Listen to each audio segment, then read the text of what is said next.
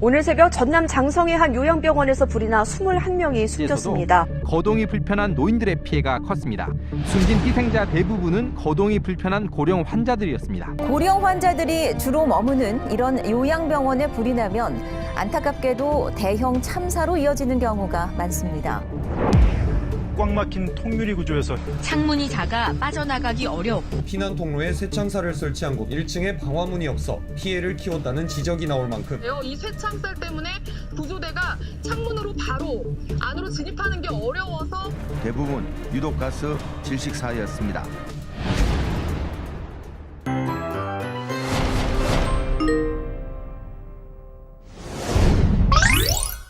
해마다 증가하는 우리나라 화재 사고.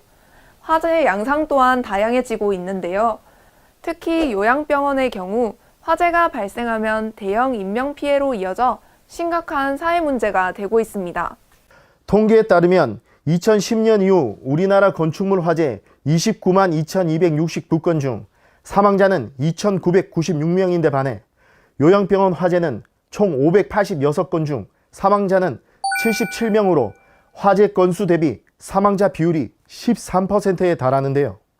일반 건축물에 비해 사망자 수가 월등히 많습니다. 그렇다면 일반 건물에 비해 요양병원 화재는 왜 인명피해가 큰 걸까요? 부산소방재난본부에서는 요양병원에서 대형 인명피해가 발생하는 주요 원인을 분석해 봤습니다. 첫째, 화재 초기 현장 대응이 미흡했습니다. 연기와 불을 보고 당황해 119 신고가 지연되거나 초기 진압 실패, 또 환자의 대부분이 거동이 불편해 신속한 대피가 어려웠는데요. 둘째, 설치된 피난시설 활용에 한계가 있었습니다. 병원에는 계단이나 구조대가 대부분 설치되어 있지만 거동이 불편한 환자의 특성상 스스로 사용하기 어렵고 주변 누군가의 도움이 필요한데요. 야간의 경우에는 환자의 대피를 보조할 근무 인원이 턱없이 부족한 실정입니다. 또 계단으로 대피할 경우 많은 시간이 소요돼 신속하게 피난을 하지 못해 화재에 노출될 수밖에 없었습니다. 셋째, 환자를 보호하고 무단 이탈을 막기 위해 설치된 출입문 잠금 장치나 창문에 설치된 방범창은 소방관의 신속한 진입을 방해해 인명구조의 골든타임을 놓치게 합니다. 이런 이유로 요양병원 화재는 대형 인명피해로 이어질 수밖에 없는 것인데요.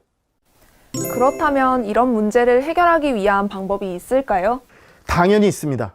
지금부터 해결 방법에 대해 자세히 알아볼까요? 첫째, 무엇보다도 노인들과 함께 생활하는 근무자의 역할이 가장 중요합니다. 근무자는 화재 초기 119 신고부터 초기 진화, 그리고 환자 대피까지 짧은 시간에 신속하게 대응해야 합니다. 병실 환자에게 큰 소리로 화재 사실을 알리고 동시에 119 신고를 하면 되는데요. 신고 시 당황하지 말고 침착하게 건물 주소나 화재 상황을 알려줘야 합니다. 둘째, 그 후 소화기와 옥내 소화전을 이용해 화재를 진화해야 하는데요. 이때 연기로 인한 피해를 입지 않도록 방역 마스크 착용은 필수. 그리고 다른 층으로 연기가 확산되는 것을 막기 위해 방화문은 꼭 닫아두는 것이 좋습니다. 셋째, 입원 환자를 화재로부터 안전하게 대피시켜야 합니다. 신속한 대피야말로 인명피해를 줄일 수 있는 가장 효과적인 방법입니다. 특히 환자의 특성에 따라 거동이 가능한 환자는 계단을 이용해 지상 1층 또는 옥상으로 대피하도록 안내하고, 거동이 불편해 스스로 피난이 안 되는 환자는 계단보다는 구조대나 대피 공간을 활용해 피난하도록 해야 합니다. 평소 근무자들이 환자의 특성을 정확히 알고 있어야 신속한 대피가 가능할 것 같군요. 네, 그렇습니다. 화재 시 환자와 늘 함께 생활하는 근무자의 역할이 정말 중요하다는 사실 반드시 기억하시길 바랍니다. 야간의 경우 더 위험할 수 있는데요. 어떻게 해야 하는지 알려주시죠. 네, 그렇습니다. 야간에는 근무자가 부족해 초기 대응이 더 문제가 많은데요. 야간의 경우 민첩하고 활동력이 높은 근무자를 우선 배치하는 것이 좋습니다. 또 각 층 근무자가 서로 협력해서 빠르게 대응할 수 있도록 구체적으로 임무를 부여해 반복 훈련을 하는 것도 필요합니다. 그리고 요양병원에서 피난시설을 활용하는 데 어려움이 있어 큰 인명피해가 발생한다고 했는데요. 요양병원 피난시설, 어떻게 활용할 수 있을까요? 네, 요양병원의 경우 입원한 환자의 대부분이 고령으로 거동이 불편해 스스로 계단이나 구조대를 이용하기는 힘듭니다. 그래서 연기나 열기가 들어오지 않는 구조로 된 층별 대피 공간을 마련하면 좋은데요. 부산소방재난본부의 피난 시뮬레이션 결과 수직 피난이 총 15분 6초가 걸리는 데 반해 수평 피난은 4분 34초로 무려 3배 이상의 큰 효과가 있었습니다. 수평 피난, 층별 대피 공간의 효과가 큰 것이죠. 2015년 건축법 개정으로 요양병원에 층별 대피 공간을 반드시 설치할 수 있도록 개정됐죠? 네, 그렇습니다. 계단을 통해 피난이 어려운 환자들을 그 층에서 신속히 피난할 수 있도록 하는 층별 대피 공간과 노대, 연결 통로 등을 설치하도록 하고 있습니다. 또 부산소방재난본부에서는 층별 대피 공간의 세부 기준을 마련해 더욱더 안전을 강화해 나가고 있습니다.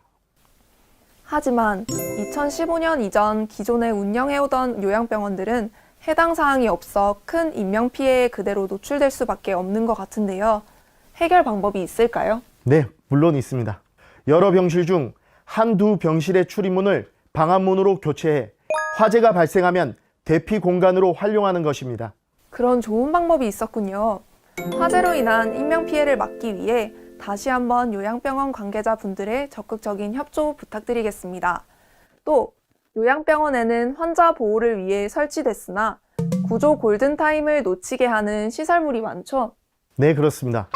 부산소방재난본부 조사 결과 전체 요양병원 중 15%는 방범창이 설치되어 있고 복도나 출입문에 잠금 장치가 설치되어 있는 경우가 무려 39.9%에 달한다고 합니다.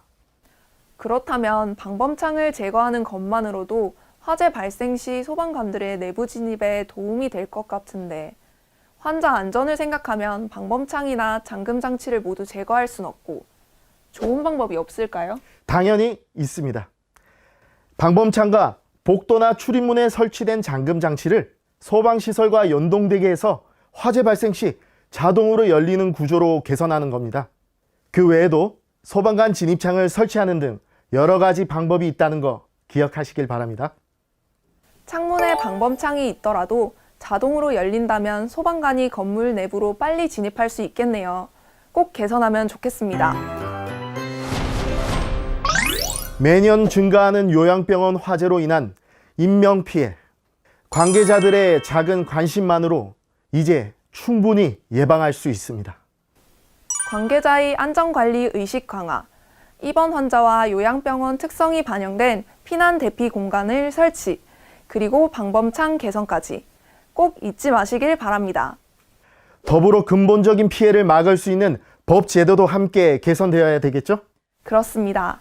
우리 모두의 관심과 노력으로 지켜내는 소중한 생명. 앞으로도 부산소방재난본부가 여러분과 함께 하겠습니다.